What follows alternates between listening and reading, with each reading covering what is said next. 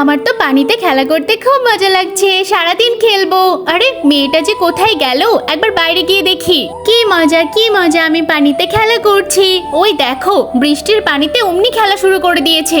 এই গাড়ি দিয়েছি, গাড়িতে খেলতে পারছিস না? বাবা আমার পানিতে খেলতে ভালো লাগছে, গাড়িতে তো প্রত্যেক দিন খেলি। মা আমার গাড়িটা ভেঙে গেছে, আমাকে একটা নতুন গাড়ি কিনে দাও। আরে এখন গাড়ি কোত্থেকে কিনবো, এমনিতে কাদা পানির সময়, ওয়েদারটা যখন পাল্টাবে তখন না হয় কিনে দেবো। চল একটু বাজারে যেতে হবে। তোকে গাড়ি কিনে দিয়ে তো আমি ভুল করলাম। মা দেখো ওর গাড়ি থাকতো ও কাদাতে খেলা করছে। এই এখনকার বাচ্চাগুলো এরকম, তোমার কাছেও যদি গাড়ি থাকতো তুমি গাড়ি বাদ দিয়ে এই কাদাতেই খেলতে। না না ভাই, আমিও আমার ছেলের জন্য গাড়ি কিনেছিলাম, গাড়িটা ভেঙে যাওয়ার পর থেকে তারপরেও গাড়িটা ছাড়তে পারি না। ভাই তুমিও বরং আমার গাড়িটা ভেঙে দাও। না না, আমি গাড়ি ইচ্ছে করে কেন ভাঙবো, খেলতে খেলতে ভেঙে গেছে, অনেকদিন ব্যবহার করেছি তো। দেখলি ওই বাচ্চাটার কিরকম শিক্ষা, তোর মাথায় তো এসব ঢুকবে না। চল এখন গাড়িটা নিয়ে ভিতরে, সবসময় খালি এটা ওটা বায়না করতে থাকে। ছাতাটা ধরে রাখ, বৃষ্টি আসলে কিন্তু একদম ভিজবি না। বাবু ছাতার দাম তো অনেক বেশি, পরের বছর না হয় কিনে দেবো। আমার এই ছাতাটা পুরনো হয়ে গেছে, এটা বরং ফেলে দিই আর বাবাকে বলবো নতুন ছাতা কিনে দিতে। কিন্তু তার আগে কোনটা তোমার কাছে বেশি দামি, এক বস্তা টাকা